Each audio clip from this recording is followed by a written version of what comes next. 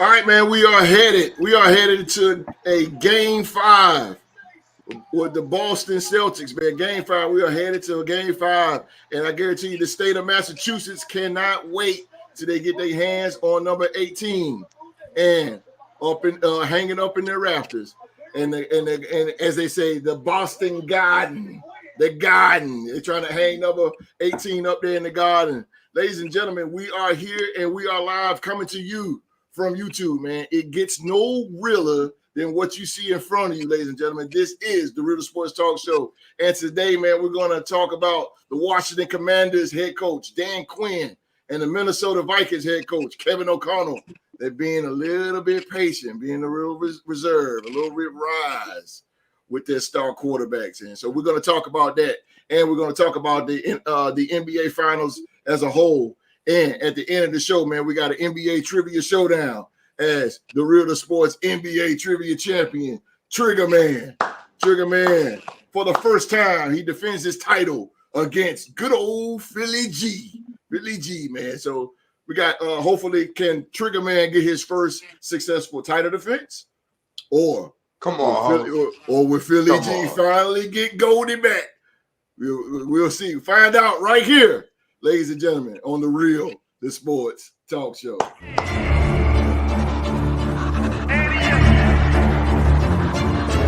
I can't accept the loss, I'm hard-headed. There's a little bit of madness to my method. Many falling off that fine line that I'm treading. I risk anything to be great, and I'm not letting nobody rob me of my victory. Number one, that's what I'm meant to be. When by any means, only thing that makes sense to me, I can make nice or make history. I got that dog in me, yeah, turn me up. Big energy, got the crowd going nuts. I got that dog in me, any up. I take on anyone, I don't need a one-on-one. I got that dog in me, yeah. I'm talking all bite, no bark. I could rip your squad apart. I got that dog in me, so what's up? Yeah, so what's up? I told her move over. Enough of that mediocre, I've been the man since cruising around in the stroller. I got ice in my veins like a cut in Minnesota. Why not show you how I'm built? Come a little closer, ayy. Lot of heart, been smart, aura got a glow. We can restart, give head start, still get the same result. I'm about mine, don't you get it confused. I'ma win again, yeah, that's all that I do. I got that dog in me, yeah, turn me up. Big energy, got the crowd going nuts. I got that dog in me, any up. I take on anyone, I don't need a one-on-one. I got that dog in me, yeah. I'm talking all bite, no bark. I could rip your squad apart. I got that dog in me, so what's up? All right, man. Thank you guys so much for being here with us on this Saturday hot afternoon, wherever in the world you are right now. This is the Realest Sports Podcast and all of YouTube, man. This is the Realest Sports Talk Show, and we are your destination for real analysis and opinions on anything, everything sports related, whether it's NFL, NBA, UFL, WWE, you want it, we're gonna bring it, man. So you can, and also you can follow us on all social media platforms as well. I am back from my vacation, Cancun, Mexico. I am back, man. It was an experience. I got back last night. My family, we had a good time. First time in Cancun. Let me tell you something. It is hot as hell. It is hot in Cancun, Mexico, bro. Yeah. Yes. Yes, man. I was there last week too, host. It was hot. Yeah. No joke. Yeah, it was hot, bro. It's hot. Everywhere you walk. Everywhere. Bro, everywhere. As soon as you 30 seconds in, I'm sweating. Like that's how usually it was hot. But I love this the country of Mexico. They treated my family and everybody, man, with the utmost love, man. They do any and everything for you. Great experience. So much tequila I ever seen in my life. Very, very religious, sacred grounds that we visited with the Mayans and everything else, man. So we had a good history lesson. We get to see the little pyramids that they had out there in Mexico, kind of like the desert, because that's what it felt like. But all in all, man, a great time, and it's good to be back, and it's good to be back in front of the best goddamn podcast panel. Yeah, I'm talking about the best podcast panel, and I ain't talking because I got lips. They are the best podcast panel right here on YouTube, man. It was good to be back with my brothers. Real quick, man, big shout out to Mama Bear. I got to shout out, Trigger. Shout out to Mama Bear. Shout out to Trigger's mom. Trigger's mom, man. I'm gonna tell you something, man. She hit me every time after the show, man. She love it. She watch it. She a big fan. I said, man, I got to do something for that lady. I got a T-shirt. Big fan. Yeah, man. She doesn't love miss an y'all, episode. man. Yeah, she love y'all, bro. She love y'all. She loves when anybody comes at me. Yeah. So big shout out to the Mama Bear, man. Big shout out to the Mama Bear. So that means she a big fan of Mark, then. Yeah, she loves Mark. She loves Mark. What's up, Smiley? Smiley, what's up? What's good, baby? What's good? What's good? All right, man. Let me introduce you guys, ladies and gentlemen, to the speaking of the best, they are the best podcast panel on YouTube. If you don't believe me, just watch. They are the Real Sports Podcast panel. All right, man. He's back. He's back, and he representing the Gold Rush. Yes, sir. The Gold Rush. They are the defending NFC champions, 5-time Super Bowl champions, the San Francisco 49ers, baby. Give it up for my man Teddy. What's up, gentlemen? Hey, I'm glad you mentioned that because starting tomorrow, 12 Sundays to go, the NFL season, the first Sunday of the NFL season will be upon us. I know we don't want the summer to end, but I'm jacked up. Only 12 weeks to go until football's back, baby. Let's go, Teddy. Let's go. Let's go. The road to Super Bowl, go through the 49ers. That's it. Go through the 49ers. Yeah, let's see what we can do with Purdy, man. Let's go. There you go. It's going to get real Purdy. Oh, speaking of the 49ers, their arch nemesis, representing the Philadelphia Eagles. He said, look at Smiley. Smiley, the Cowboy fan. Smiley, bit of Smiley. Well, representing the one-time Super Bowl champion, I'm talking about the Philadelphia Eagles. Fly, Eagles, fly. And also the Philadelphia Phillies. Best team in baseball going on right now. Best team in baseball, to the Phillies, baby. man. Shout out. Much love to the Phillies, man. Ladies and gentlemen, it is Philadelphia's favorite son himself. It is Philly G. How y'all doing today? Happy to be back on the show.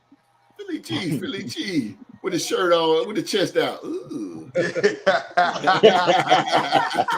Ooh. Chest out. Yo, Philly G got the greatest. Yeah, I know, right? Yeah, hey, Philly G. The Seagulls.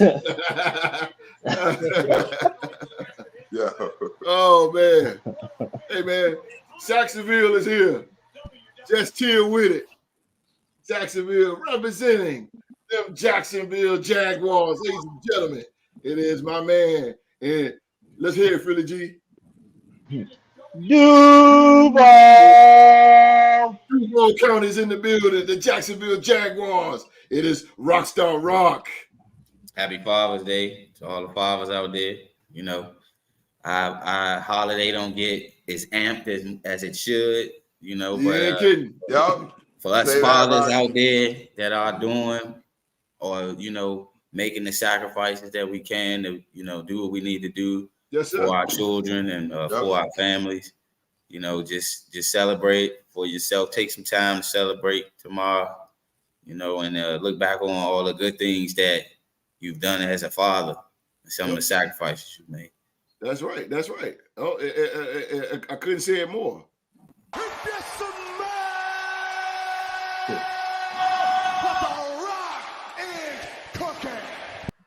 That's right, baby. Rockstar Rock is in the building. I appreciate that. And Trevor got that bag, man. Woo. He got the bag.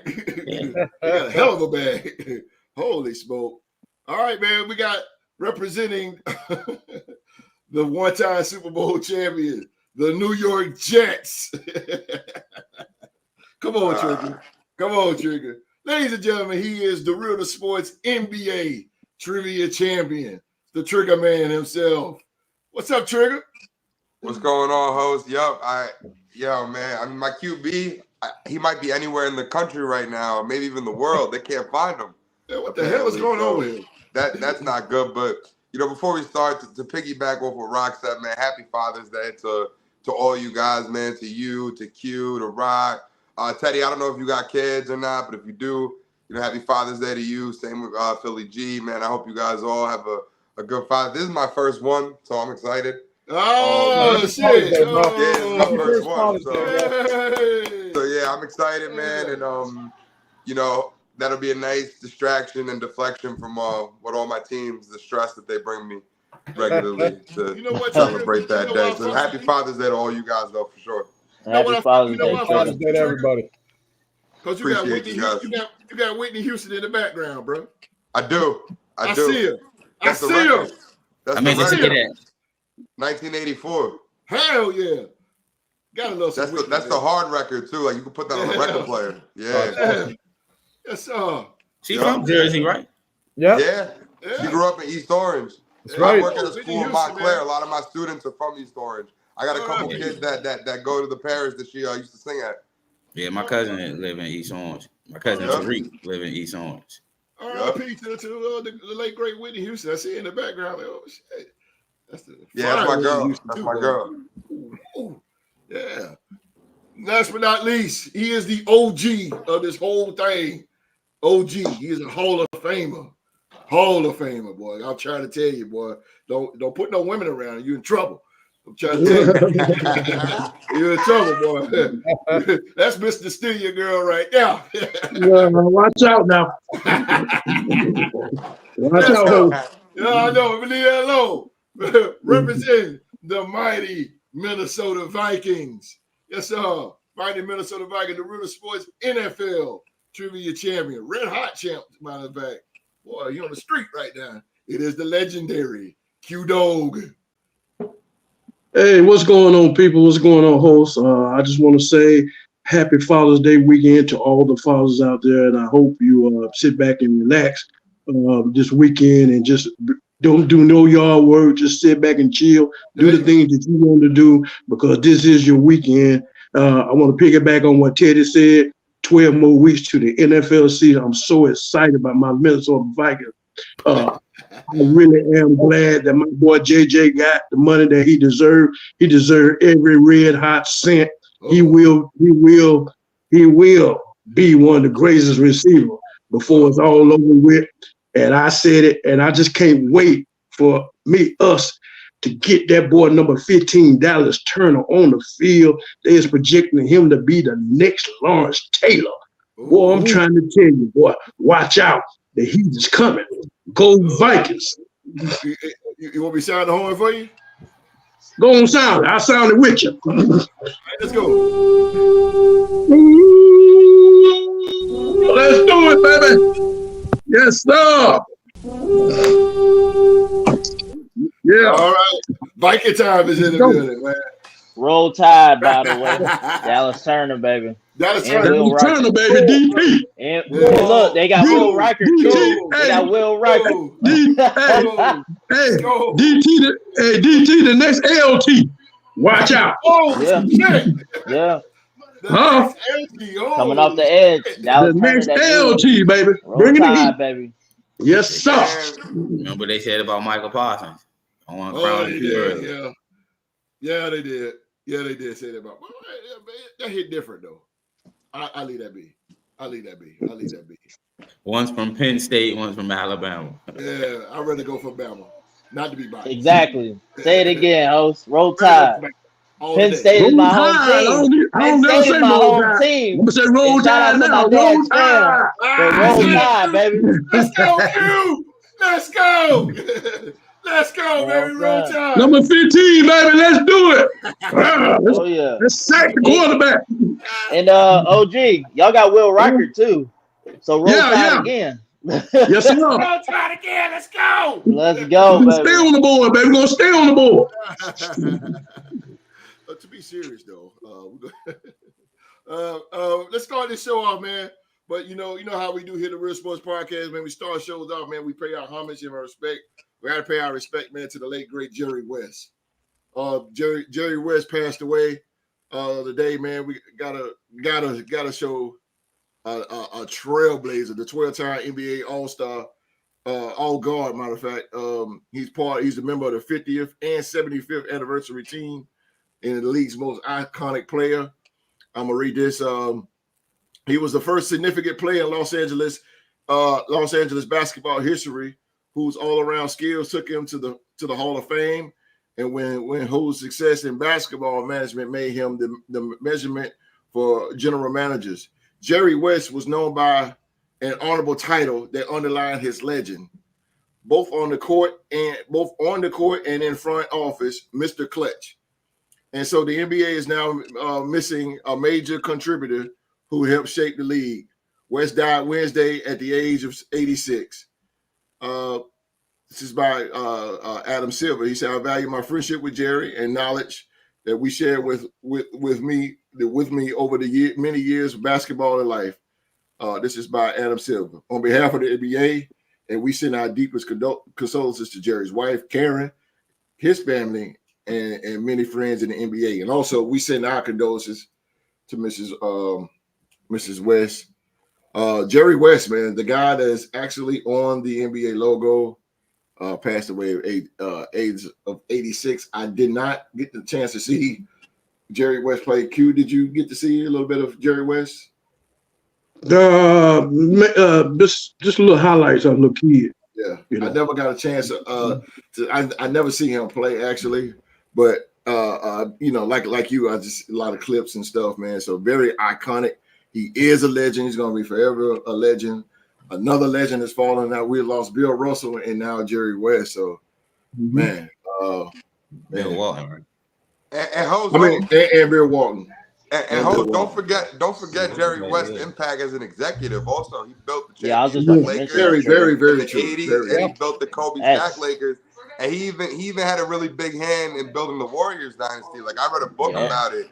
From Ethan, I think Ethan Strauss is his name, the guy that covers Ethan the Warriors. And he was starting to get the Clippers together. Jerry West threw his body in front of the Klay Thompson Kevin Love trade. Where they were trying to trade Klay Thompson, and Jerry West was like, "Nah, you guys can win a championship keeping this team together." And he kind of altered NBA, and he also helped recruit KD there.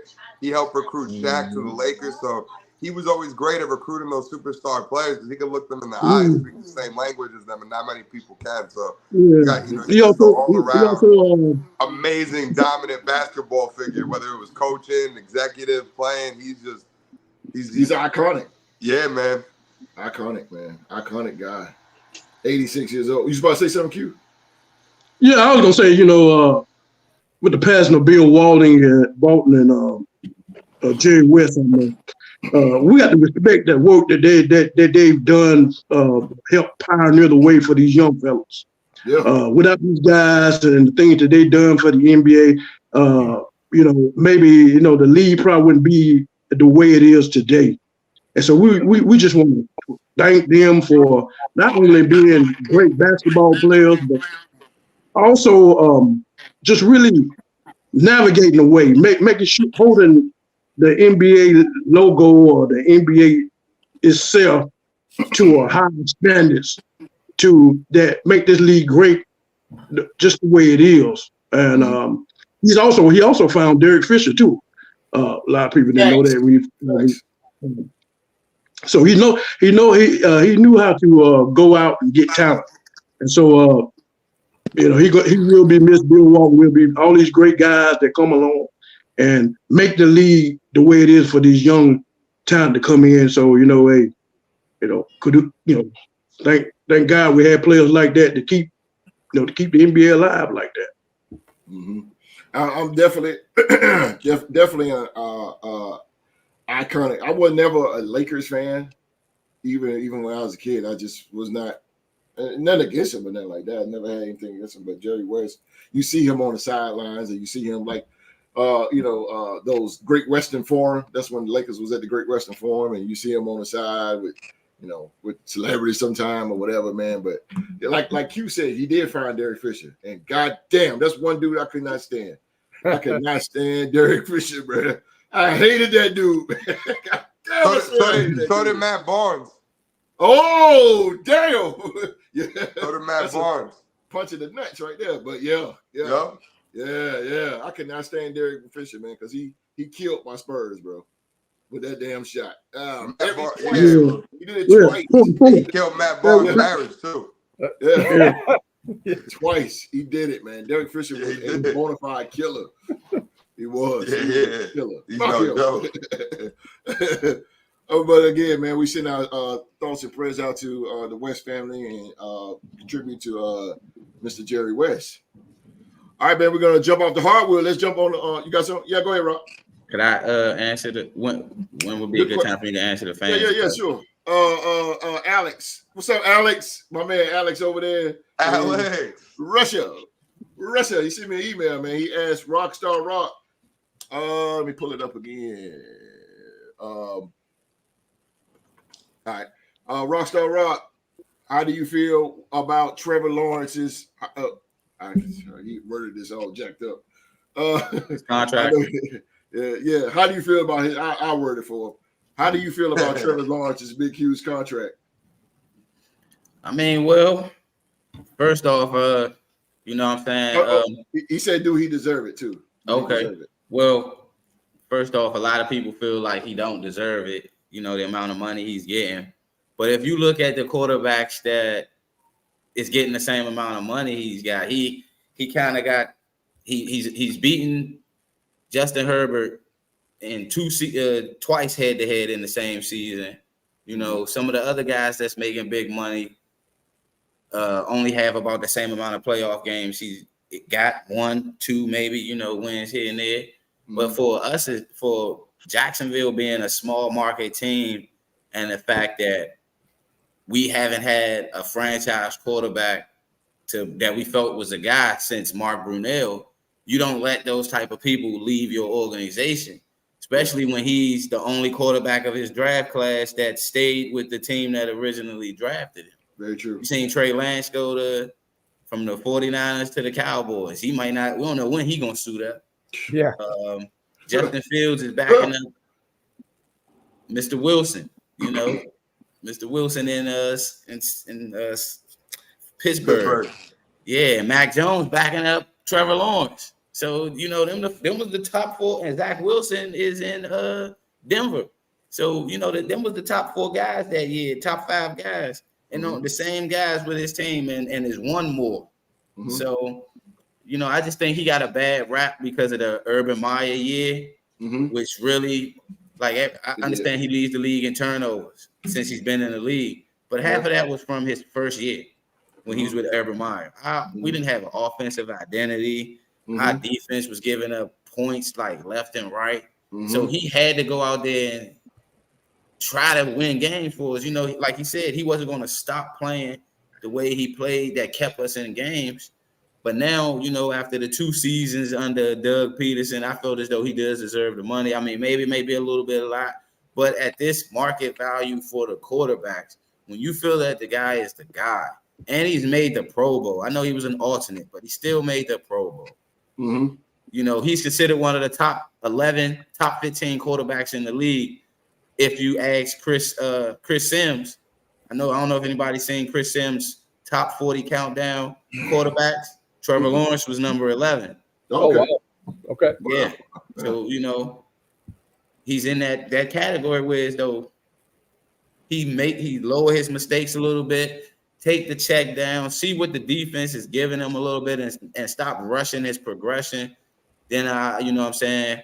I see big things in I was about to say Jason Tatum thing about the Celtics. Trevor Lawrence, because I mean the AFC ain't wide open, but you got to have a good signal caller to go in there and at least compete with Mahomes.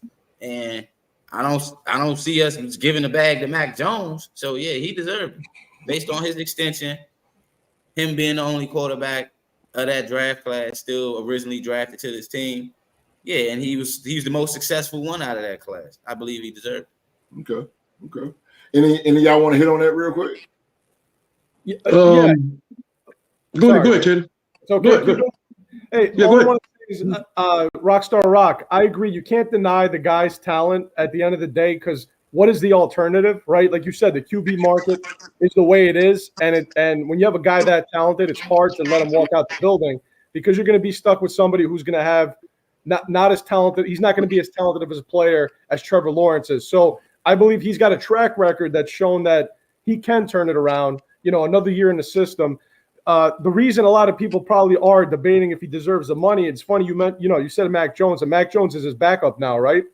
So I'm sure some of you guys might have seen this if you follow like some NFL pages on social media. Mm-hmm. They put the first 40 career starts of Trevor Lawrence, Mac Jones, and Danny Jones all next to each other, and the numbers are very similar. Mac Jones actually has a better passer rating than him through 40 career games, and they have about the same amount of interceptions. Completion percentage, Mac Jones is slightly better, and his yards per attempt is a little bit better. So it's interesting that those three guys, that's probably what people are saying, well, look at Danny Jones and Mac Jones, right? Where are they at right now? But Trevor is a guy that I think he's talented enough to overcome that. And the other big thing for him is, too, the last 3 seasons, he's got the most turnovers in the NFL. He's above Josh Allen and Mahomes in that category. Is another little thing I found here. So I think that's why you're hearing all the negative talk about Trevor Lawrence. But the thing is, what's the alternative? That's what I got to say. What's the alternative? You're gonna really play Mac Jones? You've seen what he is. So Trevor's a guy that you've seen the track record in college. He's got the talent and could turn it around for this franchise eventually. And I respect your opinion because you being a Niners fan, y'all as an organization, y'all had to go through so much turnover to find that guy. Yeah. And that's what I think is Brock Purdy. I can't say much. Yeah, I can't say much because with Purdy, it's still to be determined, right? It's his first season without the elbow injury going into full off season, and we're going to finally see can he string together back-to-back years so then he can get paid too. And I don't know what his number is going to look like when the time comes for him to get paid because I think Jordan Love's next on the docket, and these numbers are just going to keep going up. So Jordan Love, yeah. I think Brock Purdy might get this 6-year, $300 million. Yeah, two something guaranteed because that's as long what as it's under 25% of the cap, as long as you got room to keep other players, I'm okay with it. Yeah. You definitely got to agree with the cap, but I know they're gonna drop a boatload on Purdy. Yeah, he took him to the Super Bowl. I mean, you don't think they would just let him walk and try to find some? They seem like that kind of organization. They don't. No, they love rotating these guys. He fit right into that system. I think they finally found a guy. He don't. I think a lot of people could fit in Kyle Shanahan's system. It's true. I mean, look, Garoppolo did it, right? I mean, Nick Mullins when he played, Darnold didn't play too much, but there's been guys that they were successful. They were successful. Yeah, I feel like they shouldn't. I don't know. I feel like they're the one organization that could probably get away with letting him walk and draft. And we'll find out this year. Good enough to compete. Yeah, we'll find out this year. If he doesn't have a good year, then they might be comfortable letting him go if another team offers big money or something. But we'll see. I think he's the guy. Yeah, I think he's the guy too. I don't think you should just let him go like that. Yeah. I mean, he plays on a big time level to be so young. He came up with big moments. Yeah, he didn't mess up in the Super Bowl. He played a damn good Super Bowl to me. Right. He did pretty good. I mean, you ask me. But Q, you was about to say something, Q? Yeah, I was gonna say about the Trevor Lawrence thing. Things about. I really feel. A lot of times, we know that he's talented, he's good, but it's a lot. It's a few other quarterbacks that's been overshadowed. Their names come up more consistently than his does. And so, with that being said, that he has to now get his name up there with the rest of those other quarterbacks to be talked about. And that comes with winning more. That comes with winning more, being in the playoffs more, going deeper into the playoffs. And so that's what has to happen. You got the bag. Now we know what you can do.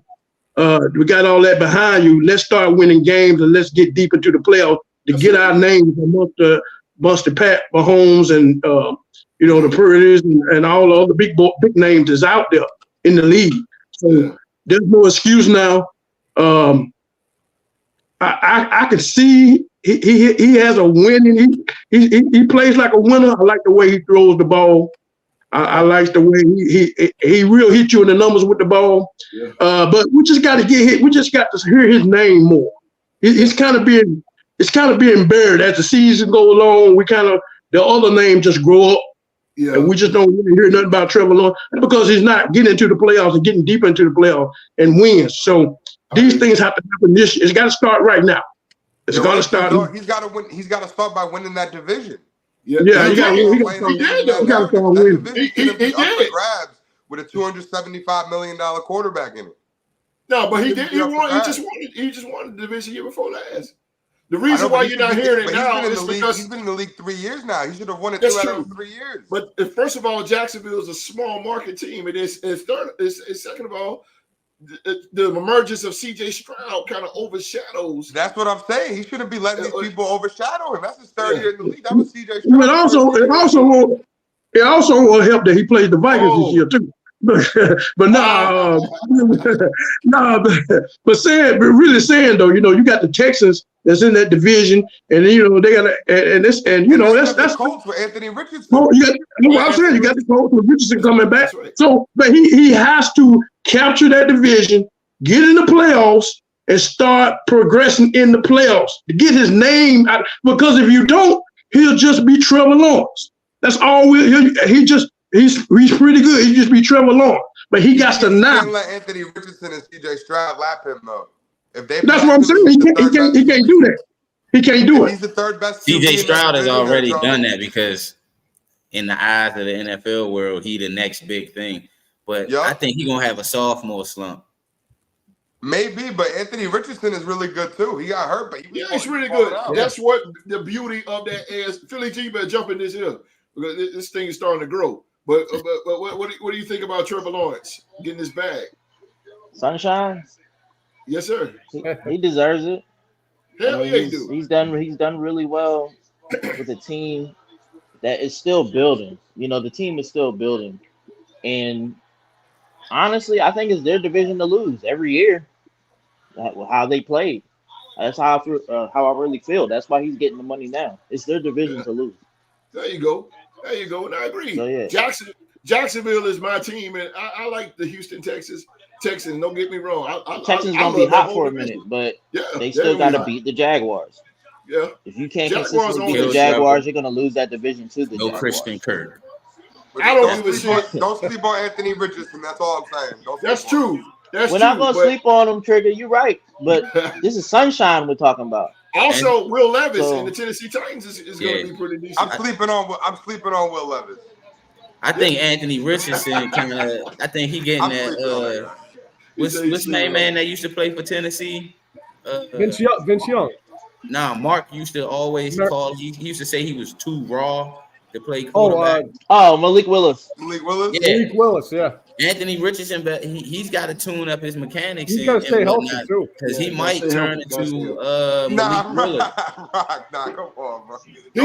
He has to stay healthy because Malik Willis was unplayable in the league. At least Anthony Richardson was moving the ball before he got but part of being playable in the league is staying healthy. He's not playing smart, in my opinion. He's running out there. He's getting smacked. There you go. He's not using his head. No pun intended on his injury. He only had but I'm just saying, in college. He's I agree, Philly G. You putting your body out there on the line, bro. You could pass the ball. Damn right. I agree, Philly G. Cam Newton put his body on the line for years. He was nasty. He was great. And look where he's at now. He's a cool specimen. He was great. And look where he's at now. Cool specimen. He had a great career. He had a great career, though. Yeah, I get you. Yeah. I don't know. I mean, because being get that ring? State and seeing Anthony Richardson during them times when I've been watching them play Florida State, I'm like, I just don't see how he gonna get Indianapolis to where he couldn't get this Florida to in the SEC. Like Florida was they was garbage in the SEC when he was their quarterback. Their team around him wasn't very good either. Like their composite recruiting ranking was in the 40s or 50s. He's playing against teams that have recruiting ranking in Alabama, LSU, Georgia. Like these teams have top 10 recruiting rosters. He was like bringing a knife to a gunfight every Sunday. But that's what I'm saying. We elevate Trevor Lawrence based off of the talent he played in college that was going to anoint him generational talent. Am I correct? Yeah. And in Sunshine's defense, Sunshine beat Alabama. I don't want to talk about the game, host, but you already know. Man, I ain't gonna lie. Look, I'm a man, but I cried during that game, bro. That hurt. But anyway, like Penny said, there really was no alternative. They had to pay him the money, but he got to start winning now, like Q Dog said, or else these people are. I think they will. Keep being I think they will. they're gonna keep lapping him, and that ain't it. I think Jacksonville best QB in the division making that much money. Right. I think Jacksonville got what it takes. They got out of the whole division, they got the most experienced coach.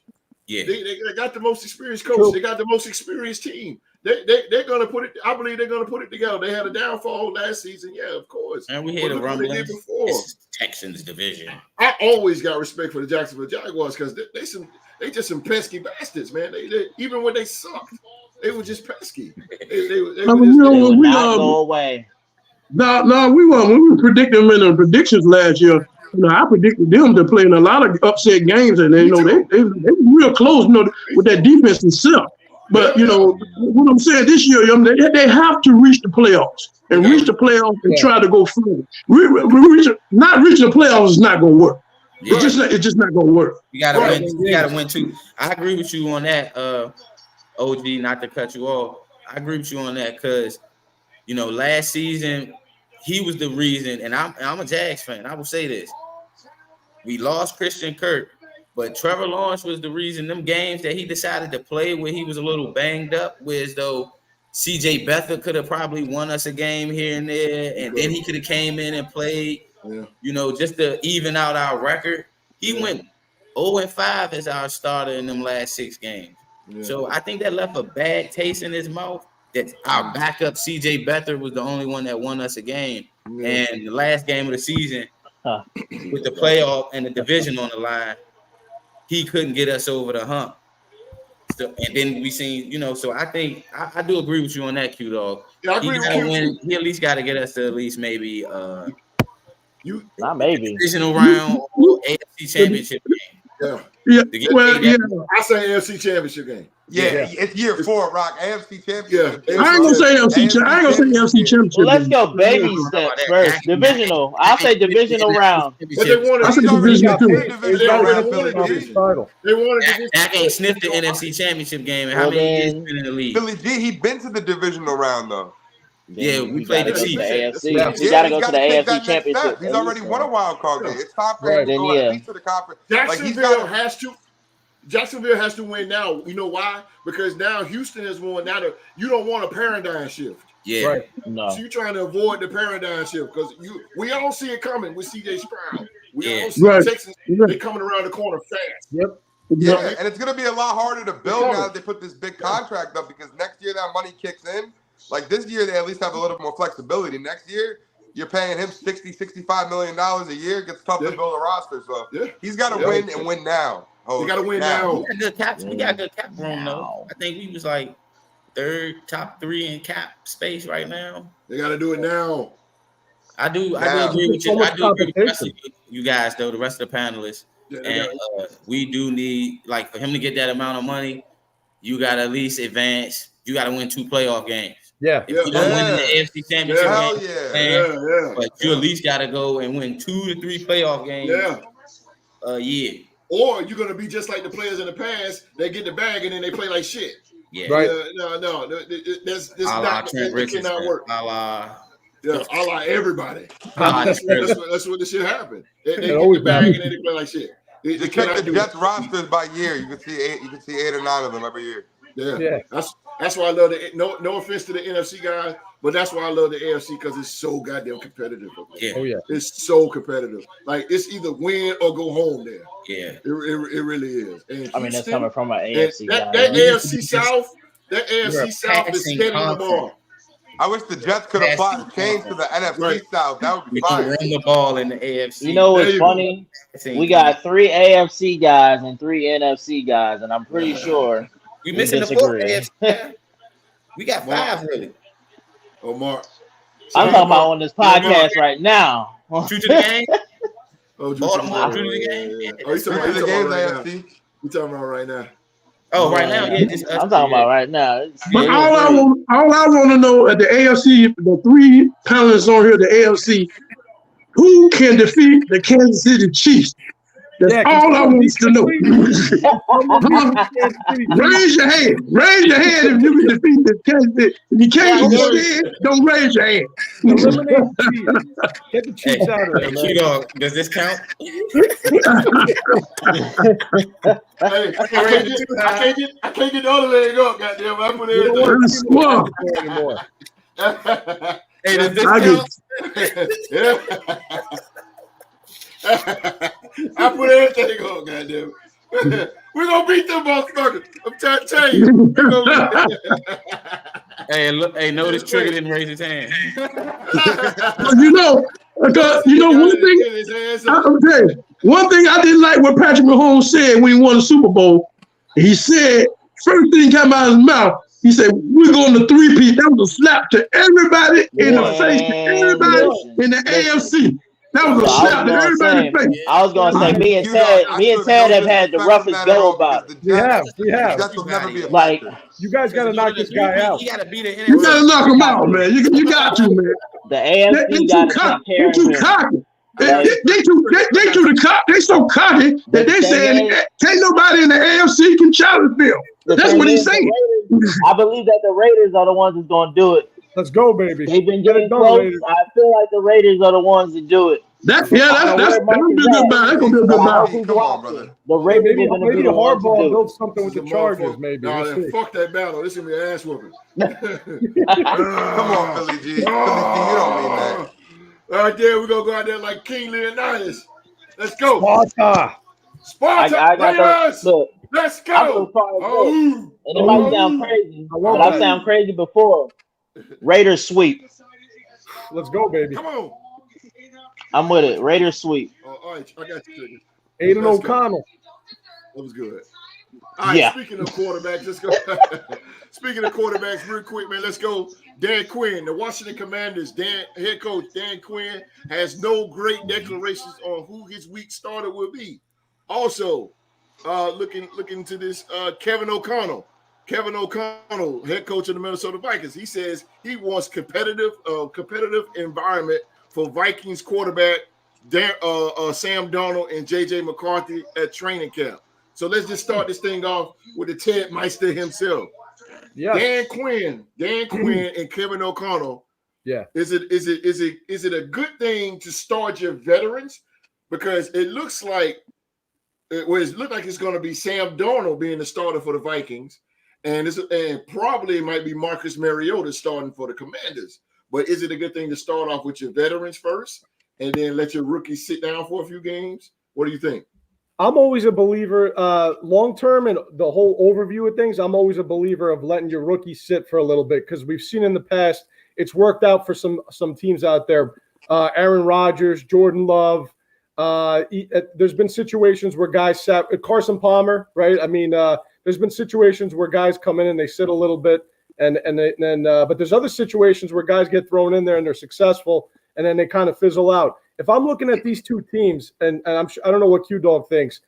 Listen, Darnold was with the Niners last year. The one good thing was that I knew that if Purdy got injured or had to miss a game or anything like that, I felt pretty comfortable that Sam Darnold could come in there and at least, manage the game well enough that they could still win. And look, I know Trigger's saying no because he's dealt with Sam Darnold, but I think that he's got some untapped potential, and he showed it in flashes with the Niners a little bit. Maybe it's because of the offense. But if I'm Minnesota, I'm okay with Darnold at least starting the first couple, and then if they start off with a bad record, then you make the switch to JJ. On the flip side, with Dan Quinn in Washington, it's a whole new regime there, new ownership, new coaches, new quarterback. Yeah. We know what Marcus Mariota is. Been there, done that. Everybody's seen him. I don't think he's that great of a quarterback. I would not feel comfortable if I was a Washington fan with starting off with Mariota. In that situation, that's where you throw in your rookie because you took him at number 2. He's shown all the flashes of being a great playmaker. Throw him in. They got decent enough talent, veterans there that can help them along the way. It's going to be a growing pains year for them anyway, right? So in that situation, I throw in the rookie. With Minnesota, I'm okay starting Darnold for the first couple games because you got Justin Jefferson and those other guys there. Damn, that was put perfectly because you kind of took what I had I'm sorry. Catch it what I had wrote. No, hell no. That's why you the champ. Go ahead, Trigger. Go ahead.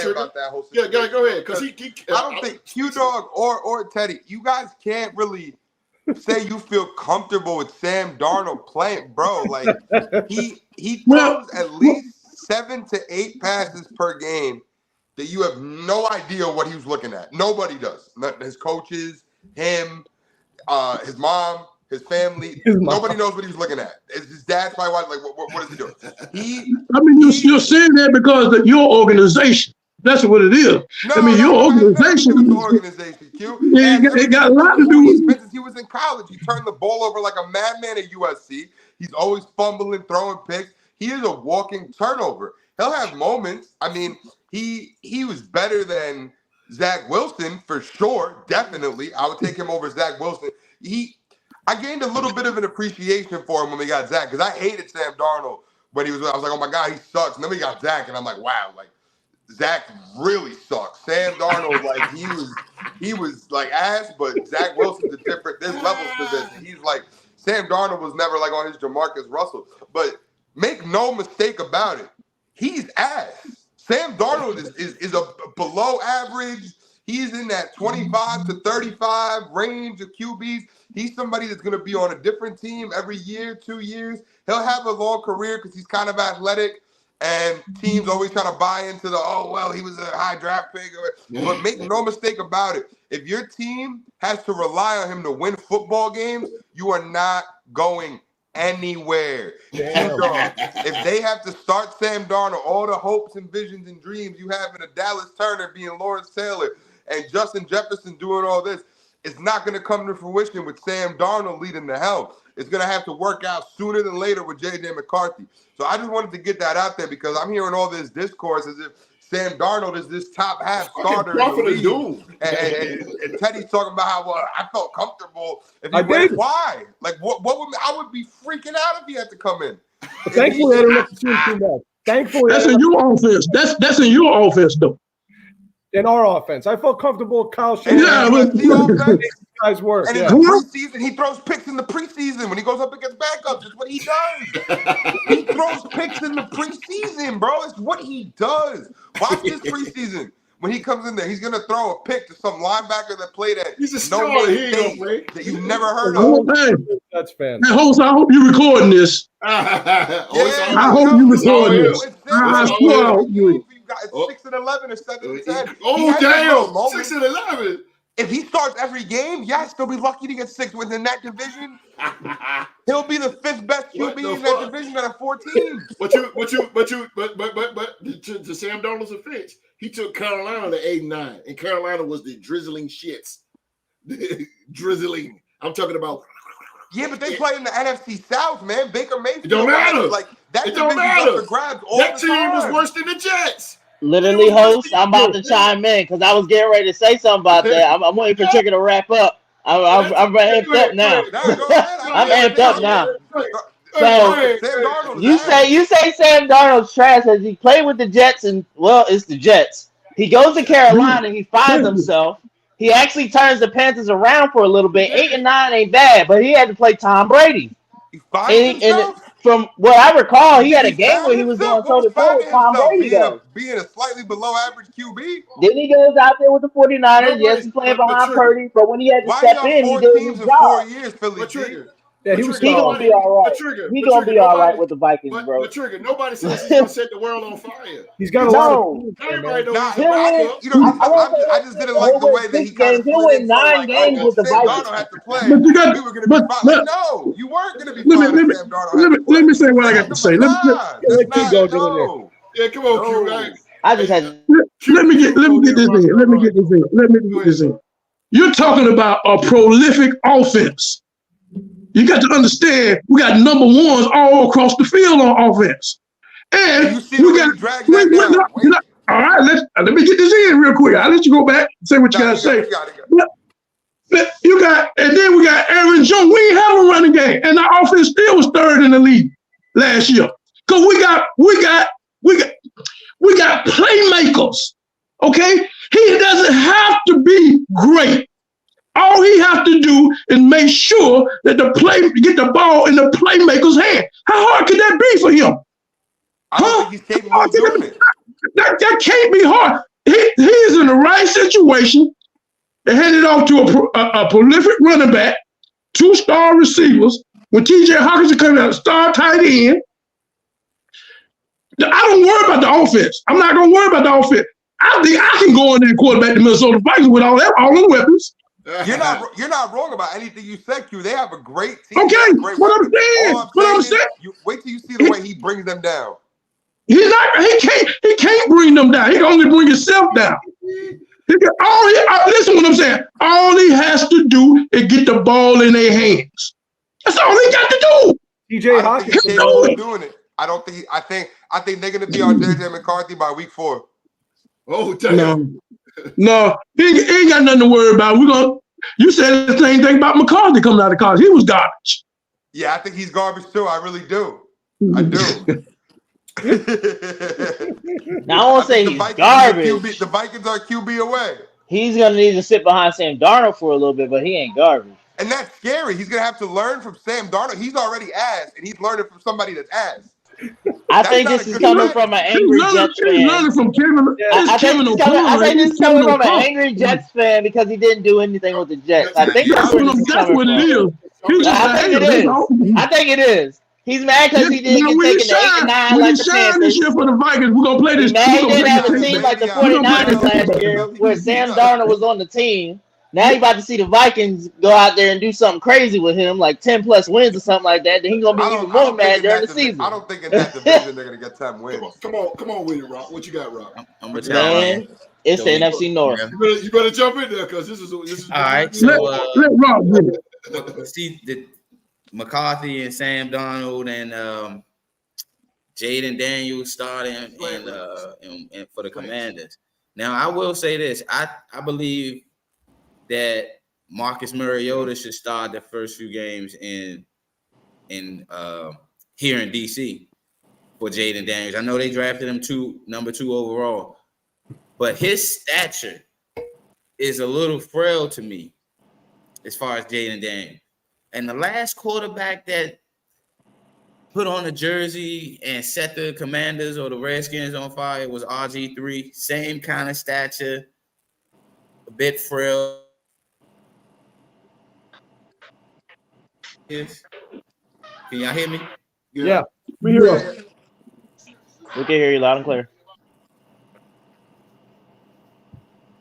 Hello? Yeah, you good. I can still hear you, Rock. I hear you. Let me capitalize on that frail stuff, though. That don't mean nothing. Okay, y'all hear me? I'm sorry. It's like it kind of froze for a little bit there. My bad. But what I was saying is Jaden Daniels should probably wait a little bit until maybe week 4, week 5, maybe after the, their bye week, see how the Commanders offense is going. Now with Sam Darnold, I will say this. I can see why, our fellow panelist, Trigger Man is very, very he's very emotional about the Sam Darnold situation. I can understand. We used to have a quarterback named Blake Bortles, Jacksonville, who was a turnover machine. So I can understand.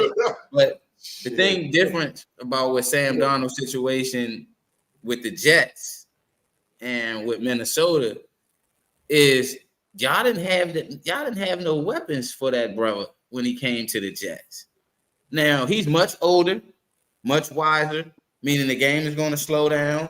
He can pretty much teach JJ McCarthy some of the things that he's learned from other quarterbacks. Because who could say Sam Darnold could have still been in Carolina had they not decided to go? I mean, he could have been still in Carolina teaching Bryce Young the ins and outs of the game, because I feel like Carolina rushed Bryce Young too early. Him having that small stature, him not being able to at least be able to see over the offensive line and build up that bulk to be able to take some of the hits. I believe him and someone else was the most sacked quarterbacks in the league this year. You know what I'm saying? And I just look at it like I believe it's Sam Darnold's job to lose in Minnesota. He's not there to be a bridge quarterback. I believe that he knows that this is his last opportunity. That's true. In the league, probably. Mm-hmm. San Francisco, and he watched Brock Purdy do what he needed to do to take the job from him. But all I'm hearing about in Minnesota is how he's keeping this job from the young cat McCarthy. And I'm one of the guys that probably I was joking with Q Dog, you know, on the post in the group chat and on post and everything on FB, you know, about McCarthy and Sam Darnold, you know, just a friendly chat there, nothing personal, nothing like that. But I do believe, thinking back on it now, like, damn, they got Addison, Hawkinson, and oh man, what's it? Jefferson. Aaron Jones, Ron Jones. They got JJ, you know, Justin Jefferson. Man, a lot of talent. Didn't they? Jay Jones they trying to get a backup, right? They was trying to get Cam Akers to come back in the fold. Ty Chandler was pretty good though at the end of the year. Ty Chandler too. Ty Chandler. Nah, listen, like I said, nothing. I'm not disagreeing with any of the points you guys have made. The only thing I'm disagreeing is that, to Q Dog's point, is that Sam Darnold could get the ball to all these guys, because I just don't think he's going to be the type of guy. Come on, he got too much talent around him. He got too much talent around him to fail. He didn't have that kind of talent with the Jets. We're talking about all his talent, but the talent on the offensive line. Yeah, I don't see the how offensive line, Philly G. Yeah, I guess we'll see, gentlemen. But like I said, keep this clip, save this clip. Remember what I said? Sam Darnold, definitely save this clip. And it's crazy how everybody's saying that Sam Darnold should be tutoring all these young QBs, Bryce Young and JJ. He's just gonna make them ass too. It's just gonna, like, if he's if he's your go-to tutor and teacher, then I don't want that. Who did Bryce Young have to help him this year? I don't believe he had nobody. He only had Adam Thielen to help him this year. Yeah. He could have used that vet. Like, we're gonna see. Andy Dalton. He had Andy Dalton back there with him. He had Andy Dalton with him. Andy Dalton is way better to learn from than Sam Darnold. I'm sorry, no, he's not. Yeah, you're right. He's a great player. No. Andy Dalton didn't have a better career than Sam Darnold, Philly G? Andy Dalton is better. Yeah, Dalton's slightly better than Dalton's slightly better than Sam Darnold. Yeah, now, he is. We could argue that if we put Sam Darnold on that, Andy Dalton made the playoffs 5 years in a row. Yeah, he won a couple divisions. But I'm saying, Sam Darnold if you put Sam Darnold on that Cincinnati he's never been in the hunt. And we put Andy Dalton on and that starts this year. I believe it. Who knows? Philly G, you capping, bro. Philly G, you on some wild cat, bro. That's that is some of the craziest stuff. I really have to just process what you just said. With a great face, too, yo. You capping crazy. And I like Andy, but I just bro. No, you know. You disrespect. I do. This man, bro. I liked him when he was with the Bengals. I loved him when he had that connection with AJ Green. It was all right. It was actually playing the Steelers pretty well. Philly G, man, I don't even know what to do with you right now, Philly G. I don't even know what to do with this. Yo. Well, look, we can start by you taking off that Mets gear. We can start with that. We split with you in London, though. Here we go. We split That's in London, though. We still up on 25 games, ain't we? Let's see what happens in the playoffs. You got a 3-2 lead on the. Y'all got to make it first. Y'all got to make it first. We might be only 3 games out of a playoff spot. And I hope we see y'all first, the dog walk. I would love that. Listen, I would love that. Good as you guys are, we play you guys every year. It is a good thing. It is a good thing, though, that these two head coaches are very conservative about putting their guys in. I think they're going the right route with it. I think Teddy said and Rock said about putting in Jalen. I mean, because they drafted them high as shit. Like okay, so that guy. But Washington is more, to me, Washington is more of a on a rebuild. So I would start Mariota. Me personally, I start Mariota. I won't put that kid in yet. Because I mean Jalen is gonna be something. McCarthy is gonna be something. He's the future.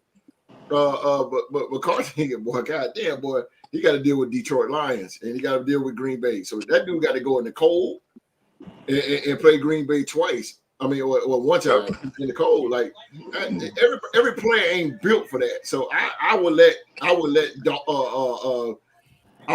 Darnold handle that role for right now. As long as he could get a dub in each, like against Chicago and Chicago's Green gonna Bay. be tough though, Philly G. They are. It is. I know. That's why I said if he can get a dub, I say if, and that's a big if. If he can get a dub in that type of weather, that's cool. But Trigger, yeah. I understand. Trigger, I understand how you feel about Sam Darnold, but it's not about. Honestly, it's really not about Sam Darnold. It's really about Kevin O'Connell because Kevin O'Connell is a quarterback coach. No, he's a guy that used to be a quarterback in the National Football League. So I think he is going. I think what I heard, he got one of the most complexes playbooks in the damn entire league. So I think with his toolages, not Sam Darnold. I don't think it's going to be Sam Darnold. I think it's going to be Kevin O'Connell. I think he's going to be I hear you, host. I'm just saying because that division is tough though. With Detroit, Green Bay, and Chicago, like just removing all the Sam Darnold hate, whatever. Not even trying to be like on some real though. That's a tough division. Yeah, I don't think Sam Darnold is going to be doing the tutelages. What we think. See, we think as fans. The Vikings can play well and still lose all the games in that division just because the other teams are that good. So I mean they're gonna win a couple games in that division. The Vikings are always historically they're a solid team. They're always kind of in the. They've always been solid. They've always been solid. Like I would trade. Their defense is gonna be one of the best, though, in my opinion. Again for the G. I think y'all defense is gonna be one of the best in the league. They're gonna be fast. As long as things align right and y'all play well on that side of the ball, y'all should be good. Offense-wise, I think it will come down to O'Connell's play calling. Teddy, you got something at the helm. Before we move on, Teddy, you got something?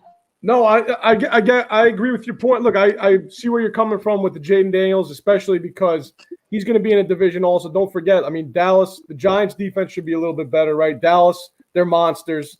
Yeah, and Philly, right? So it'll be tough to throw him in there in an NFC East that's always tough and rugged. I just feel that's the type of guy that Mariota just does. I don't know what it is. He doesn't do it for me. I feel like Jaden Daniels, you got to throw him in there and start him right off the bat. Philly's going to run that division. I just see that coming. I see that coming. Philly's going to smash. They're probably going to smash that division. I'm an Eagles fan, and I love what I'm hearing, but at the same time, it's a rotation. I think it might be Washington's year if everything goes right.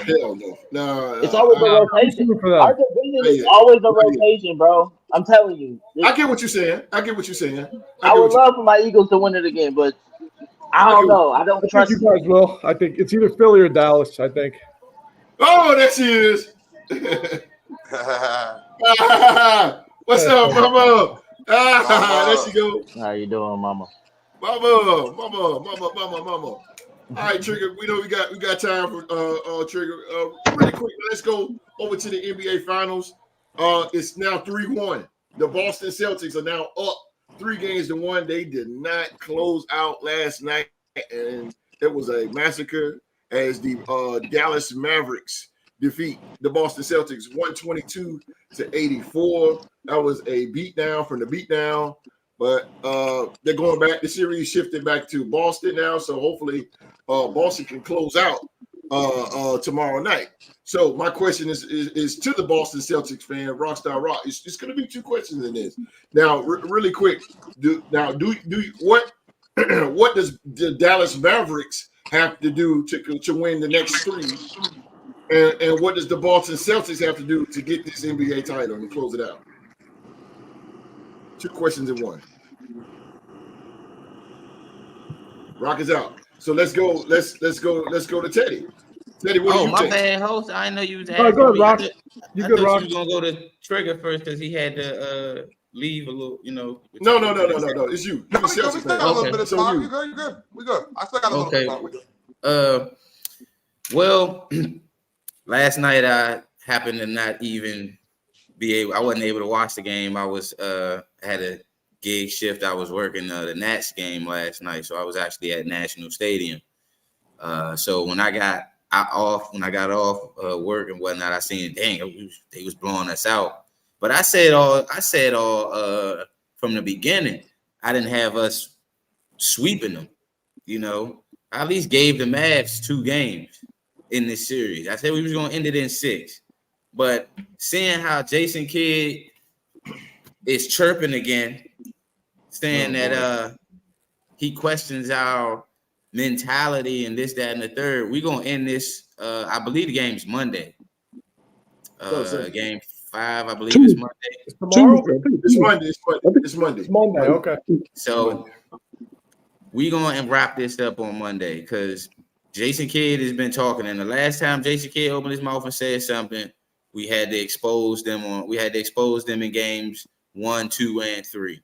So we know that they know they dropped the ball down in Dallas, but at the same time, Luka, Kyrie, the rest of the Mavericks guys in the Mavericks organization get paid. They get game checks just as much as Jason Tatum and those guys from Boston. So, you know, I believe they're gonna wrap it up on Monday. And the only real adjustment I would say that we probably need to make is our is offensive rebounding. You know, a lot of our shots didn't fall, but we didn't even try to go and grab get the rebounds. We wasn't, you know, and I just believe that this game 5 on Monday is going to be it because I believe they want to wrap it up in front of the home crowd. Okay, you know, okay, Philly G, I got a rant. I thought they were going to sweep yesterday, but it didn't happen. I was telling Rock that, and he was like, "Nah, man, I don't think we get game. What was that yesterday? 5, right? No, yeah, Game 4. I said it was game 4. 4. I'm sorry, 4. And he was like, "Nah, man, we ain't gonna get it," and they didn't. They got blown out. I was actually surprised. I'm like, okay. Deep down, I was like, well, maybe they need to win this game to have some hope. Obviously, I don't see it on Monday though. They gonna get blown out. Boston's gonna get their 18th, and that's gonna be a wrap. What they have to do though, I don't know what really happened last night, hosts. I didn't really get to see highlights or anything like that. But if I'm guessing, Jason Tatum has to have a game on Monday again. I personally think it's just him. It's just him at this point. Mm-hmm. He's got to drop at least 20-something points. Pass the ball around. Yeah, at least pass the ball around. Don't shoot too many threes. Be smart about what you're doing. And like I've said before, who the hell is really going to stop your ass from going to that hole? Until you find a man, let me know. When you find a man, let me know. Because he can just take the hammer and throw it down. So Monday, I expect them to win that championship. Do it for the East. As much as I love green, that's the one green I can't stand, but do it for the East. I feel you on that one. All right, Teddy, what you got, Teddy? Well, I watched most of this game. I was out watching this game. I think, honestly, when it came down to it, Boston just didn't hit the shots. I mean, if you look at the field goal percentage, I think they were like under 35%. Yes. You know, and their three – look, we know they're going to jack up a lot of threes. That's their offense anyway, right? But just field goals, I think the percentage was like 35. You had 25 points combined between Tatum and Brown. The Celtics are not going to win the game like that. Like Philly G just said, for me, honestly, in this series, Jaylen Brown's been the guy that stepped up. We all said a few weeks ago Tatum's got to be the guy, but Jaylen Brown's the reason they're even in this position to be up 3-0. When he goes off, Celtics win. You know, like Rockstar Rock said, Jay Kidd came out and said some crap, said, what do you say? These guys were ready to celebrate. We were ready to come and win. So I think they're going to go home. It's going to be a gentleman's sweep. I just think Boston missed shots. That's it. Boston missed shots, and Dallas is making their shots finally. That was really it. So that was it. They're going to have the home crowd. They're going to have all the momentum back on their side. I fully expect the Celtics to wrap this thing up, man. Yeah, I hope so. I'm sick of this shit. And Jaylen Brown MVP probably. I'm going to be honest with you. I think so. Okay. Yeah, host, you're funny as hell. Yeah. I hope so. I'm sick of this shit. Sick of this shit. Let's go. This will be over with. It's spaced it out so far. Like, damn, man. Back in the day, they used to play the next day or the day after. Other day, we were talking about it. Me and Rock were talking about that in the we were literally talking about that in the pregame show, man. Tuesday, Thursday, Sunday. final games. Now it's what the hell like going a on? week and a half between games. Hey, they play what, once a week now? What the fuck? It's crazy, bro. Oh, jeez. Go ahead, Trigger. Nah, I mean, honestly, all you guys touched on all the main points. You know, everybody said pretty much all the main things. The one thing is though, I do love Jay Kidd and his little trolling stuff. You know, because obviously everybody on the show knows he's a troll for sure. Yeah. And you know, Jason Kidd, at least in the New Jersey era of the Nets, is the best player we've ever had. He's got a special place in the heart of every real Nets fan. So I love watching him just like troll and do everything on the sidelines and talking all this smack. It's just fun to watch. You know, I'm in a lose-lose situation with this finals host because I hate the Celtics. It's a Nets rival, but I also don't want Kyrie to win right after he tanked my team last year. I'm with you on that. So, yeah. So I'm in like a lose-lose. I guess, like I told Rock when it first started, I'm riding with the Celtics because I don't want to see Kyrie win. It even hurts me to do that, but it's just what I got to do. I'm in a lose-lose, but I'm kind of in the same boat as you, host. I'm ready for it to be over, man. I'm looking more forward to the Birmingham game tomorrow, 5 o'clock. I'm trying to have my dad grill me a steak. Let's go, Brahmas. I'm rolling with host Birmingham team. I'm rooting for Birmingham, but I'm kind of like, you know, I would like to see the games just overall, you know, one thought on the NBA playoffs. The games feel like they're not as close as they used to be. I feel like there was a lot of blowouts this playoffs, a lot of times where I was getting excited for these games, kind of like, you know, I'm excited to chill home, watch basketball tonight. And then second quarter, the game's like done. Like, I don't know what could be done to solve that, but it just seems like there's been a trend the past couple of years where the games have been a little more blowouts. There's a lot of the extra replays and all the reviews. If it tipped the guy's finger, I don't really like all that stuff. I feel like they kind of, I don't know. It's just my opinion. I don't know what you guys think. You're wrong. I feel like it's lost. I feel like it's lost a little bit of its luster because of that. Like it don't feel. I wasn't as excited this NBA, you know, playoffs as I have. I've taken more shits in an NBA game this season than any other time. Do you guys think it has to do with not to say that Tatum and Brown and Luka and Kyrie are not star power, but the ratings were much higher when Steph Curry's involved, when it's like Steph versus LeBron during all those years. Is it because they haven't developed a lot of stars? People don't care about these guys as much. I don't know. Maybe the markets, right? The markets. If the Knicks were in this thing, right? Maybe the numbers would be up probably just because it's the Knicks, New York. Yeah. So maybe star power has something to do with it too. Could be. You right on that, Ted. You're right on that because Dallas in this series is considered the small market team, even though that Dallas is a big market as far as like in other sports, like in football, like hockey, football. But big in the NBA, the Texas Rangers just won a championship. So the Mavericks are the smallest market team in these two teams. So you don't have two big market teams going up against each other. And you are right. The ratings. I think the Caitlin Clark game against the Mystics here had more ratings in game 1 of the NBA Finals. I think so, yeah. Yeah, and like I said, man, I've always been mad excited for the NBA Finals and playoffs, but Sunday I was really more locked in on that Battlehawks Brahmas game than the I really was. Like that was the main. I was flipping to the finals. It was a good game. I flipped between. I'm with you on that. I flipped between both games last Sunday too. Yeah, like that, and that for me that's kind of crazy because I've never been. And I think I gotta blame our panel member Mark on this. Man, he's sending me all these UFL articles. He got me kind of locked in. But yeah, man, it's just that's kind of where I'm at with it. I'm with host on that. I'm kind of I'm ready for it to be over. Now, hopefully, I hope that the next few games, if it continues, are at least close and entertaining, not blowouts. You know, maybe we have some competitive games, but that's where I'm at, host. Well, okay. Mama said Celtics. Mama said Celtics. Yep. I knew Mama would say Celtics. All right, Q. You get the last say so on this before we hit trivia. I got to rant for a second, but go ahead.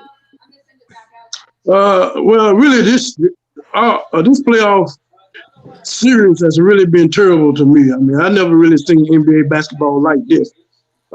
Even in the Eastern Conference Championship and the Western Conference Championship, It's like the Western Conference Championship was 03, Eastern Conference Championship was 03. I mean, it's really no competitiveness going on, and it's like it just, you know, I wasn't able to get home, rush home, to turn the TV on to see, you know, this series or any other series. You know, you'll give a shit. It's just been terrible. I will comment on this series itself. I would say that Game 5, this is the pivotal point for both teams. I would say that it's best for Boston Celtics to go ahead on and finish them on out there at home. If they don't, then they will give Dallas all the confidence in the world to make this a Game 7. So and then they might lose some of their kill if they don't put them out. Yeah. If they don't put them out Monday, then you know they're gonna lose most of their kill. Boston Celtics. They have to do it. They got to do it because because if you lose the kill, then you give Dallas all the confidence in the world that we can play with these guys. Even though we haven't won, then they went on the road for the first time, and then you know they can push it to Game 7 easily. You know, so but that's what they don't want. So they need to go ahead and handle business now. There you go. I agree with the dog. I totally 100,000% agree with the dog on that. They need to go ahead and handle this shit now. I'm tired of seeing it. I'm tired of seeing it too. You know what? I'm gonna rant for just a second, then we're gonna go to trivia real quick. But I'm gonna tell you something. I'm gonna tell you why I'm tired of hearing it. You want to know why? Because I'm sick of Luka. I'm sick of social media hyping this guy up like he is just the fucking phenomenal player that he is. He's good, but he is not all that. Let me tell you why. Let me show you why. Look at this. This is when they lost. Game 3. Look what he said, and I quote, "We couldn't play physical. I don't know. I don't want to say nothing. You know, 6 fouls in the NBA Finals. Come on, man. Luka Doncic on officiating in Game 3. Bitching and crying about officiating. But don't complain look what about happened. Look what happens when they win. Look at that. Right. Look at that. He's smiling. He's smiling and giggling and laughing and all that shit. They killing balls. Now show a picture when they lose, house. I hate that. I'm so sick of that. I'm so sick of it. You know, and Luka, yeah, he's better than me. I give him that, but I'm just sick. I just want ready for this finals to be over. I'm ready for Boston to go ahead and close the doors on these bastards because I guarantee you they're not going to talk about Luka after this. They're not going to talk about him. So when Boston closes the door, hopefully they close the door Monday. This should be over with. Kyrie, that's my favorite player. I like Kyrie Irving. Got respect for him. I like Kyrie Irving. But Luka's all right, man. He's just too much of a crybaby. And social media and the world and the media, they hype him up too much. Too much. He's not all that. We're gonna have to hit this topic more in depth on another segment because a lot of what you're saying is true. But I think you missed it in like how great Luka really is though. Like he just averaged 34, 9, and 9, shot 50% for the season, yo. That's some crazy. Those are crazy numbers, yo. Those what happens? What's his defense like? What's his defense like? You got 6 fouls in the NBA Finals. There's like 18 guys that play defense in the NBA, man. And that's what happens. That's bad. That's what's wrong with the league today. There's no defense. There's no defense. That's what's wrong with the league. There's 18 guys that play defense in the NBA, but there's over 120 guys that only play offense, and Luka's one of those 120 guys that only play offense. And he's one of the best. He's one of the best to ever do it on offense. Trigger. You just made the list. Yeah, he did make the list. Nah, but we're gonna hit that. We're gonna hit that. We on there with Luka. Fuck that. That's my rant. I'm ready for it to be over. But no, seriously, man, he need to play defense. That's what's wrong with the league today. There's no defense. Let's go. Well, that's all. We're gonna move this thing right along because I'm feeling the urge of getting on Luka. I really feel it like right here. I'm feeling it, so I'm gonna let it be. Hey man, we're gonna get to the trivia. Let's go.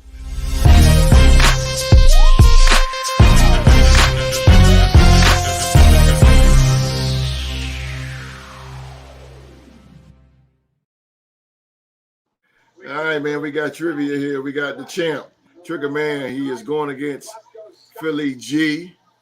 Philly Gzo. I'm gonna go. Let's turn to Howard Finkel for the announcement. The following contest is scheduled for one fall, and it is for the Real 2 Sports NBA Trivia Championship.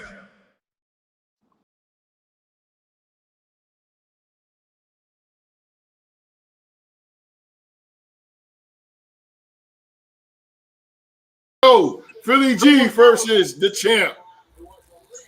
The champ, Trigger Man. You know the rules. 7 questions to be asked. Whoever has the most after 7 will walk away with that illustrious NBA trivia title.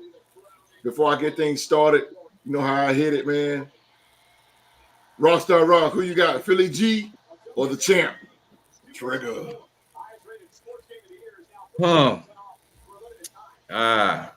I've lost it's pretty funny because I've lost to both these guys. I lost the inaugural NBA trivia to Trigger. That's why he got his first title. And I lost to Philly G. That's how Philly G got his first title. Yeah, Philly G got his first title. That's right. So I'm gonna have to do rock, paper, scissors. I'm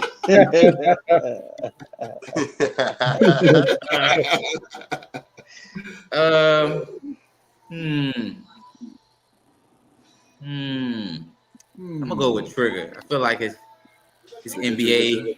Trigger.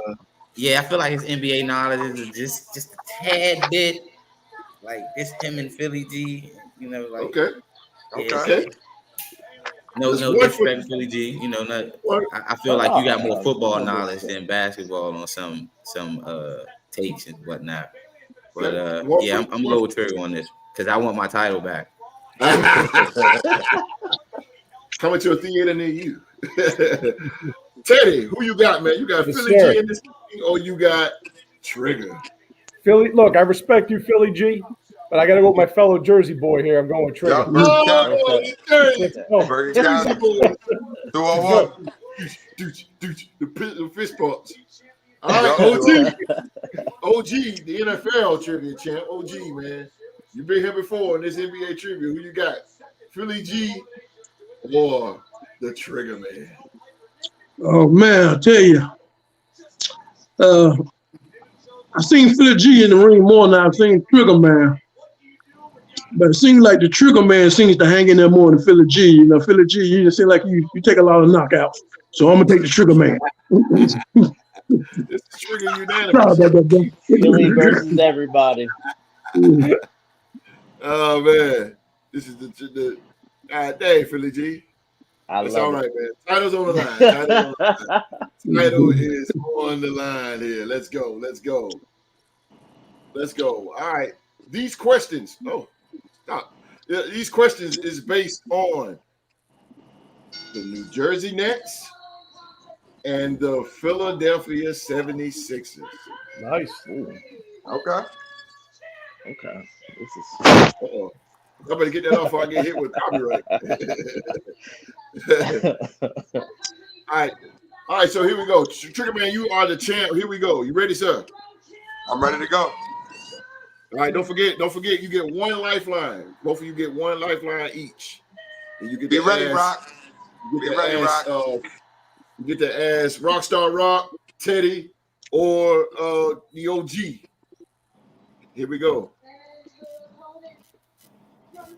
What year did Lawrence Frank become head coach of the New Jersey Nets?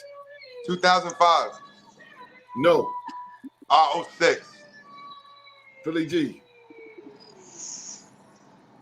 Oh, that's. The answer after you I gave was, it. I was a young boy when this when this guy was around. So, I'm gonna take a guess. He said 05, and that was wrong. I'm gonna say like 04, maybe a year before.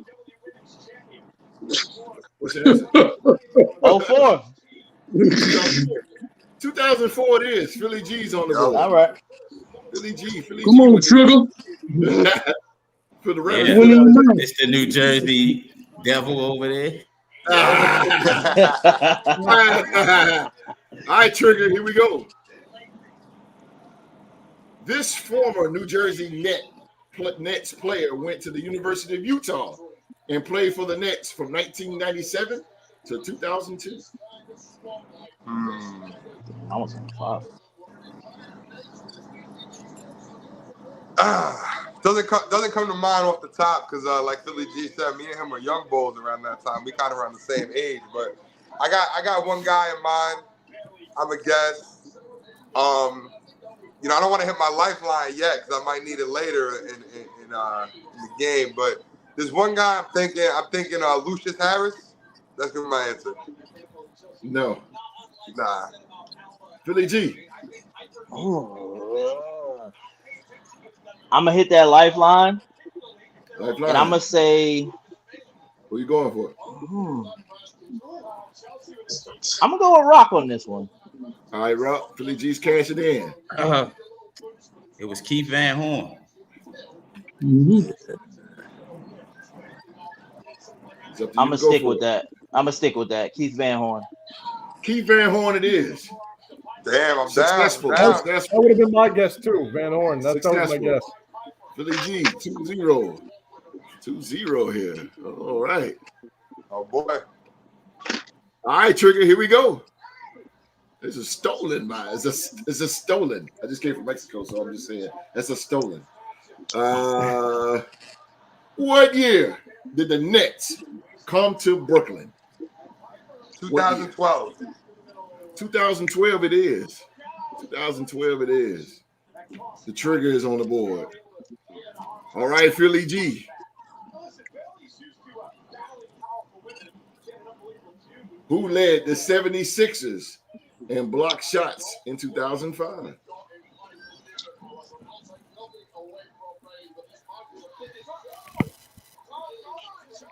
There's only one person that comes to mind. But what's on the team, really?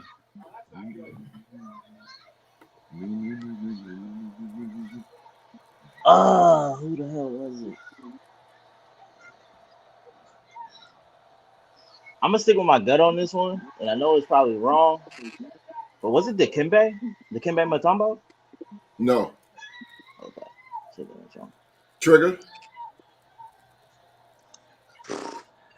I'm not gonna lie, I have no idea, but I think I'm not even gonna pretend like I know 2005, 76 block Trigger. shots.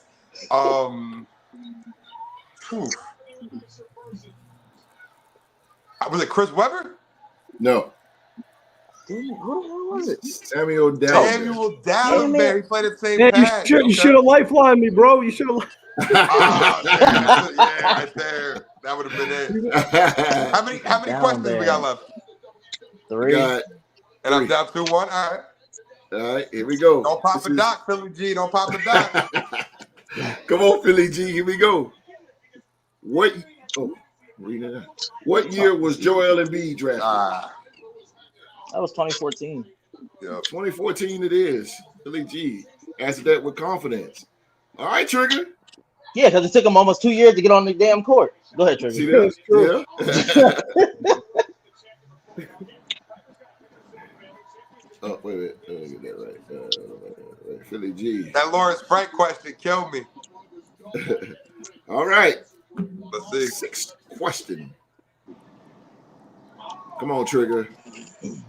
What year did Allen Iverson rejoin the 76ers? Oof, rejoin. Mm-hmm.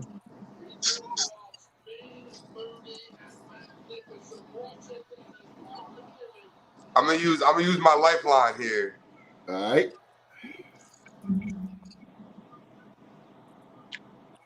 I'm gonna go. Let me see. You got a good.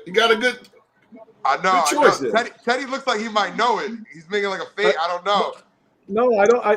I knew the other two. I'm gonna be honest with you. I don't know You know, I'm gonna go with my man Rock right here. Hopefully Rock knows it. Rock, what you got, bro? What year did Allen Iverson rejoin the 76ers? I didn't even know he rejoined. Yeah, I have a year in mind, but he rejoined them after he left Memphis. He came back, had the box cut, had the haircut. True. But what year? Was it? I believe it was the 2009-2010 season. I may be wrong. I was thinking 2010. I'm gonna go with 2010. No. Nope. What year was it? Philly G. If I recall, my favorite player in the world came back in 09. It was the yeah. Yeah, Rock had it. Dang. Well, 2 times. Trigger man, come on, bro. That was weak. It's not 10 questions no more. That was good trivia. That was just that one Yeah, time. wait, it's not. I thought it was 10 questions, host. No. No. Hey, Trigger man, stay out the ring, bro. You let me down, bro. Stay out the I ring. gave it to you on the silver. Stay out the ring, bro. I'll give you good advice. Stay out the ring, bro. It's been a great. I should have used the lifeline earlier. You know, there was a couple. But you know what? Philly G got it. Philly G came in here. You want to go out with one more? Yeah, I'll take my last one. Yeah, definitely take the last one with pride, bro. Oh man, don't do yourself like that. Butler. What college did Brad Stevens coach at before? Huh? Butler University it is. Yeah. There you go. And on a good note. But you know what? I'm gonna be back, man. I'm gonna get another belt very soon. I know it. I ain't too concerned. Answered that Lawrence question a little bit too quickly. Shit.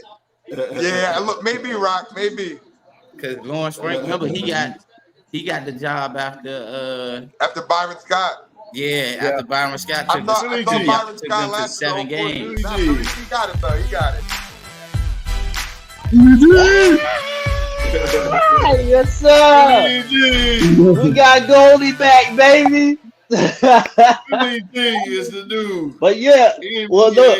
Now we just gotta get you a new T-shirt. Real quick though, this has been the best 2 days of my life. Yesterday I got my driver's license. Today I get Goldie back. All right, bro. Yeah, let's go. Let's go, baby. Now you could really make it. You could really make it the best 3 days of your life. You go to the mall, get a new T-shirt, and swap out that V-neck. That'll really make it the best day. But you know what, Philly G, I'm going to make it even sweeter for you because I had some dispute with these titles or whatever. Long story. So I had to make a new title. So I give you the new NBA trivia title. Ooh, that's nice. That's nice. Cold. Philly G. Yes, sir. Oh, yes, sir. That's sweet. Philly G. You have done it. You done it, man. Trigger, you always a tough opponent, man. In the past 2 times I faced you, you always be a tough opponent. Yeah, I plan on seeing you down the line. Oh yeah, I'm coming back for you. Don't worry, baby. Oh yeah. I'm coming back for you right in the NJ Turnpike. We mean right in the middle of that Philly NJ line, right there, buddy. Right there. Come with a nice T-shirt. Turnpike. Yup. He said the damn turnpike. That's it. Yup. All right, man. We're gonna get out of here, man. Ladies and gentlemen, Father's Day, boys. Happy Father's Day, everybody, Father's man. Appreciate you guys. Oh yeah, man. You dipping out? Yep. I'll catch up with you guys soon, man. Happy Father's Day to all my dads out there. Be safe out there, man. Hoes, man, Mr. C, your girl, OGQ dog. The whole crew, everybody, man. Teddy, good run with you guys. Philly G, I'm coming back for you, man. I'll catch you guys soon, man. Happy Father's Day again, everybody. Yeah, man. Thank you, bro. Thank you, everybody. All right, man. That is our show for today, man. As always, we want to thank you for watching another episode of the Real Sports Talk Show, man. Please remember to give this illustrious podcast panel, these brothers right here in front of me, man. Give these guys a big thumbs up, man. And if you want to see these guys each and every week, talk they talk, debate their debate, then look no further than the Real Sports Podcast and hit that subscribe button and turn on that bell for all notifications, man. Go tell somebody and anybody about the Real to Sports podcast, man. The best organization out here on YouTube. All right, man. The Dog. Take us out. Oh man, well, thank y'all for coming in and enjoying the show today.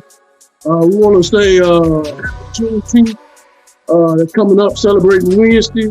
And we want to say Happy Father's Day, most important to all the fathers in the whole wide world. Hope you enjoy your weekend, your one time out of the year where you can relax, chill, ask for any kind of food that you want, and she'll prepare it for you. And stay away from any kind of label. Just relax, chill, watch the TV, do what you want to do for your Father's Day weekend. No doubt. And that's words coming from the legendary Q Dog, man. Why not do this? Rockstar Rock said Happy Father's Day, right, Rock? Yes, I did.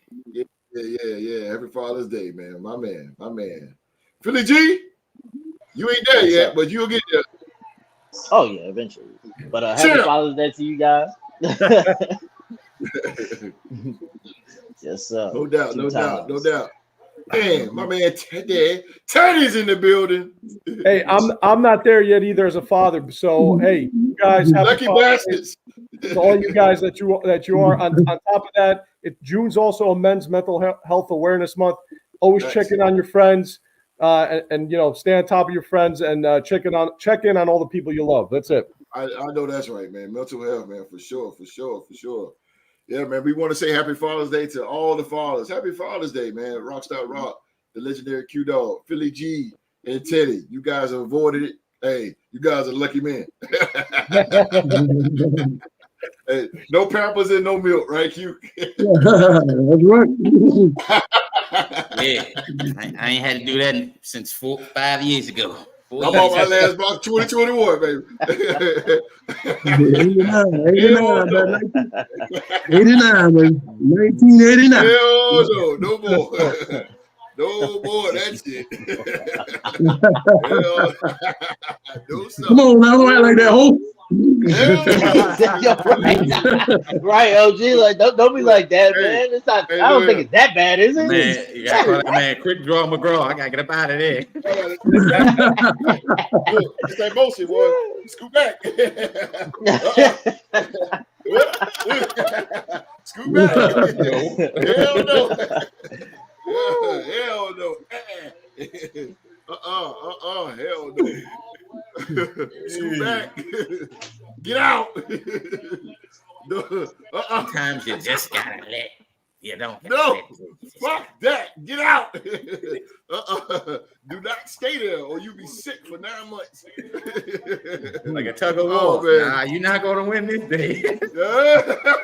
Sometimes they hold your ass. Get out me. I'll leave that alone, man. Oh, shit. Children are a blessing. All right, man. We'll be back. We'll be back at it this Thursday, man. We got some On the Mark with Young Mark, and we'll be bringing you he will be bringing you the hottest news from the UFL and the CFL, and we will find out who get that beat down of the week from Young Mark, man. And right after that, man, we will have our pro wrestling show, Talk to Him Wrestling. And trust me, I got something interesting to talk about this Thursday on Talk to Him Wrestling. So, and also we will have our very first wrestling trivia showdown. If Philly G can make it, it will be Philly G, the new NBA trivia champion. So can he add to that collection as he faces Young Mark, and that the winner of that goes to the finals to face Rockstar Rock to crown the very first wrestling trivia champion. So, who's I got to get in on that eventually. I won't be able to be there Thursday, but I'm very interested in getting in the wrestling trivia for sure. Oh, there we go. There we go. What time the show on Thursday gonna start? 7 p.m. But if things change, you know what to do. All right, I'll let you know because I started training. My first day of training is that day.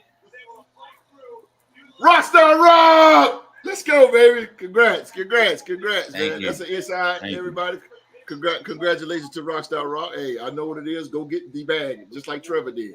Go get the bag. Go get the bag, man. So no problem. But, That's it. but again, man, Talk to the Wrestling will be right after On the Mark at 7. On the Mark will be at 6:30. Talk to the Wrestling at 7. Philly G versus Young Mark, man, and the winner goes on to face Rockstar Rock. Hopefully, the next week we will see, man, and we will have more Real Sports Talk Show. We'll be back next Saturday. We will be back next Saturday with more NBA and NFL news to talk about, man. On behalf of myself and the illustrious podcast panel, happy Father's Day to everybody. Do not do shit. Now, don't pay bills. Pay bills if you have to get kicked out of the light turned off. Do that. don't do nothing. But make sure you get your ass up and go to work Monday morning now. Make sure you do that, man. On behalf of the illustrious podcast panel and myself, man, everybody, please be safe and stay safe. And that's an order.